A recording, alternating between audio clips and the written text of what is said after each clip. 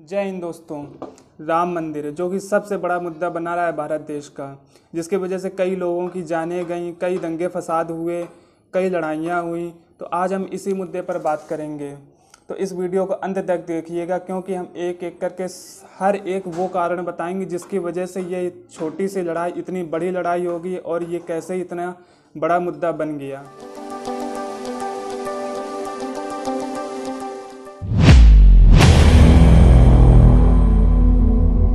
6वीं शताब्दी। अयोध्या के जिस स्थान पर श्री राम प्रभु का जन्म हुआ था वहाँ पर एक मंदिर हुआ करता था 6वीं शताब्दी में। तो वहाँ पर हिंदू लोग पूजा करते थे। काफ़ी दिनों तक ऐसे ही चलता रहा। फिर जब 15वीं शताब्दी में बाबर ने उत्तर भारत में अपनी जीत हासिल की तो उसकी सबसे पहली नज़र उसी मंदिर पर पड़ी। तो उसने मीर बाकी को इजाज़त दी कि इस मंदिर को गिराकर यहाँ पर मस्जिद बनाया जाए। तो मीर बाकी ने 1528 तक उस मंदिर को गिरा कर या फिर उस मंदिर को ही मस्जिद में कन्वर्ट कर दिया, और जो वो मस्जिद बनी उस मस्जिद का नाम पड़ा बाबरी मस्जिद।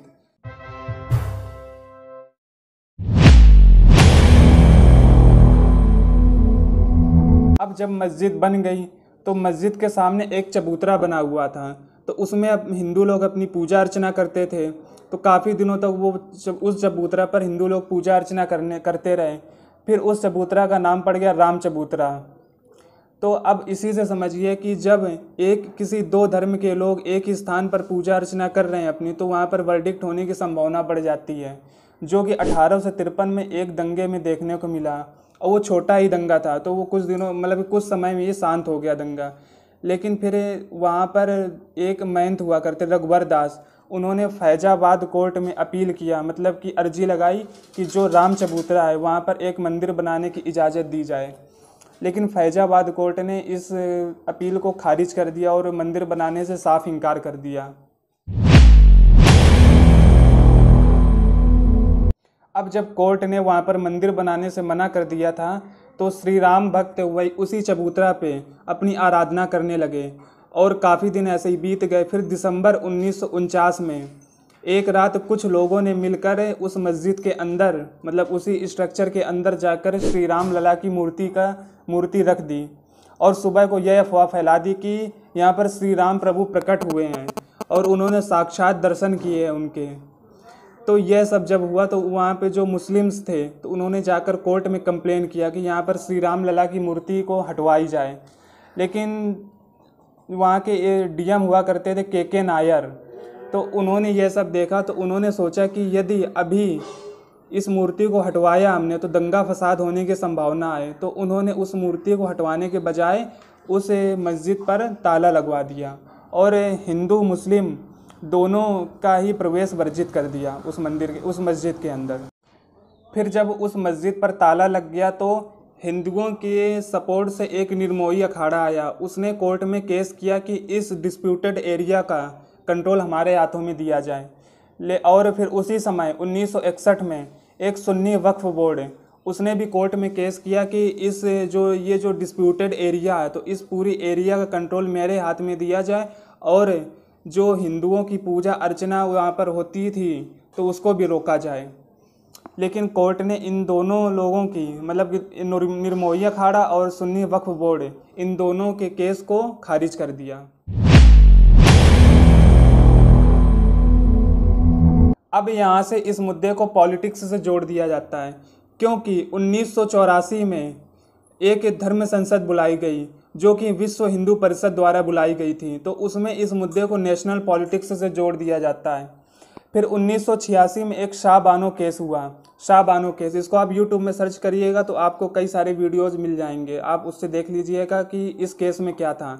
तो जब 1986 में शाह बानो केस हुआ तो उसमें जो कोर्ट ने डिसीजन दिया था तो उससे मुस्लिम लोग नाखुश थे। तो राजीव गांधी ने मुस्लिम्स को खुश करने के लिए उनके उस डिसीजन के खिलाफ एक कानून बना दिया जो कि मुस्लिम्स के पक्ष में था, जिससे मुस्लिम्स तो खुश हो गए लेकिन हिंदू नाराज़ हो गए। उन्होंने सोचा कि जो राजीव गांधी जी हैं तो वो मुस्लिम के ही नेता हैं। तो फिर राजीव गांधी जी को यह भी साबित करना था कि वो सेकुलर हैं, मतलब कि वो ना हिंदू के ना ही मुस्लिम के सेकुलर नेता हैं। तो उन्होंने हिंदुओं के पक्ष में भी एक डिसीजन बताया, जो कि यह था कि जो बाबरी मस्जिद पर ताला लगा हुआ था तो उन्होंने उस ताला को खुलवा दिया, वो भी 1 घंटा के अंदर खोल दिया गया और हिंदुओं का प्रवेश वहाँ पर मतलब कि प्रवेश कर दिया गया कि हिंदू लोग वहाँ पर जाकर पूजा अर्चना कर सकते हैं जो मूर्ति रखी हुई है मस्जिद के अंदर। अब इससे मुस्लिम्स लोग काफ़ी नाराज़ हो गए और कई जगह प्रोटेस्ट हुए।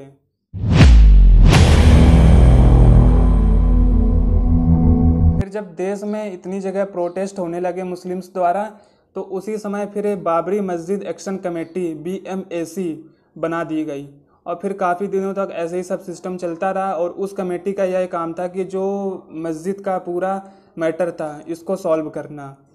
फिर काफ़ी दिनों तक ऐसे ही चलता रहा। फिर नवंबर 1989 में विश्व हिंदू परिषद वालों ने सरकार से परमिशन लिया वहाँ पर शिलान्यास करने के लिए और उन्हें परमिशन मिल गई तो उन्होंने वहाँ पर शिलान्यास अपना करना चालू कर दिया, तो जिसकी वजह से मुस्लिम्स नाखुश हो गए और फिर से वहाँ पर और वो बॉम्बे में और भी कई सिटीज़ में, कई बड़े शहरों में और भी ज़्यादा प्रोटेस्ट हुए क्योंकि ये शिलान्यास करने की परमिशन मिल गई थी उस स्ट्रक्चर के आसपास। अब यहाँ से राजनीति में एक बदलाव देखने को मिलता है, वो यह है कि 1984 का जो इलेक्शन हुआ था उसमें बीजेपी को कुल 2 सीटें मिली थी केवल। यह इस वजह से क्योंकि 1982 में इस पार्टी का गठन हुआ था। तो जब 1984 में से 2 सीटें मिली तो इसने फिर राम मंदिर मुद्दे को ज़ोरों शोरों से उठाया और इस पार्टी में लाल कृष्ण आडवाणी जैसे दिग्गज नेता शामिल थे जिन्होंने खूब कायदे से इस राम मंदिर के मुद्दे को उठाया। फिर जब 1989 का इलेक्शन हुआ तो इसमें बीजेपी को टोटल 85 सीटें मिली। अचानक से इतना बड़ा बदलाव देखने को मिला इस बीजेपी की पार्टी में। तो जब इसको 85 सीटें मिली तो इसके सपोर्ट से VP सिंह की सरकार बन गई केंद्र में और राजीव गांधी जी की पार्टी हार गई इस देश में। तो जबकि राजीव गांधी जी ने भी अयोध्या से ही कैंपेनिंग स्टार्ट की थी अपने इलेक्शन की, फिर भी इनकी पार्टी हार गई। फिर जब बीजेपी की सपोर्ट से VP सिंह की सरकार बन गई तो लाल कृष्ण आडवाणी ने एक रथ यात्रा निकाली जो कि गुजरात के सोमनाथ मंदिर से यूपी के अयोध्या तक की थी, मतलब पूरे 10,000 किलोमीटर की यह यात्रा निकाली गई। तो इस यात्रा को बीच बीच में रोका भी जाता था, तो जिस जिस जगह पर यह यात्रा रुकती थी वहाँ पर आडवाणी जी भाषण देते थे, मतलब पूरे जोश भरे भाषण दिया करते थे। तो जिसकी वजह से कई दंगे फसाद भी हुए इन भाषणों की वजह से। तो जब यह यात्रा बिहार पहुंची, बिहार के समस्तीपुर पहुंची, तो वहां पर लालू प्रसाद यादव की सरकार थी, तो उन्होंने आडवाणी जी को अरेस्ट कर लिया। अब अच्छा, यहाँ से एक चीज़ देखने को मिलती है, वो यह है कि जो VP सिंह की सरकार बनी थी वो लालू प्रसाद यादव और बीजेपी के अध्यक्ष लाल कृष्ण आडवाणी के सपोर्ट से बनी थी। तो जब आडवाणी जी को लालू प्रसाद यादव ने अरेस्ट कर लिया बिहार में, तो आडवाणी जी ने अपना सपोर्ट VP सिंह की सरकार से खींच लिया और फिर VP सिंह की सरकार गिर गई। फिर उसके बाद में कांग्रेस को एक मौका मिल गया, तो कांग्रेस के सपोर्ट से चंद्रशेखर जी को PM बना दिया गया भारत देश का। अब जो ये रथ यात्रा निकाली गई थी तो इसकी एक अवधि तय की गई थी जो कि 30 अक्टूबर तक अयोध्या पहुंचना था। तो सभी कार सेवक जो थे तो उनको मालूम था कि 30 अक्टूबर तक हमें पहुंच जाना है। कार सेवक वो होते हैं जो फ्री में सर्विस देते हैं किसी धार्मिक लोगों को, तो कार सेवक उन्हीं को कहा जाता है। तो कार सेवकों को मालूम था कि हमें 30 अक्टूबर तक पहुंचना है अयोध्या, तो वो 30 अक्टूबर तक अयोध्या पहुंच गए। और उनको जब मालूम चला कि आडवाणी जी को अरेस्ट कर लिया गया तो उन्होंने गुस्से में आकर उस मस्जिद को गिराने का प्लान बनाया और वो गिराने के लिए उस पर चढ़ गए, लेकिन पुलिस ने जैसे तैसे करके उसको रोक लिया और वो मस्जिद गिराने पर नाकाम हो गए। तो दोस्तों, यह थी मंदिर और मस्जिद की लड़ाई। अब यहाँ से मंदिर और मस्जिद की लड़ाई मतलब हिंदू और मुस्लिम की लड़ाई अपनी चरम सीमा पर पहुँच चुकी थी, जिसे अब रोकना बहुत ही मुश्किल हो गया था। लेकिन अभी तक बाबरी मस्जिद नहीं गिराई गई है। जो बाबरी मस्जिद गिराई जाएगी वो कैसे गिराई गई, किस कारण की वजह से गिराई गई बाबरी मस्जिद, तो उसको हम अपने अगले वीडियो में बताऊंगा। तो उस वीडियो को भी पूरा देखिएगा। अभी तक के लिए मैं इतना वीडियो समाप्त करता हूँ।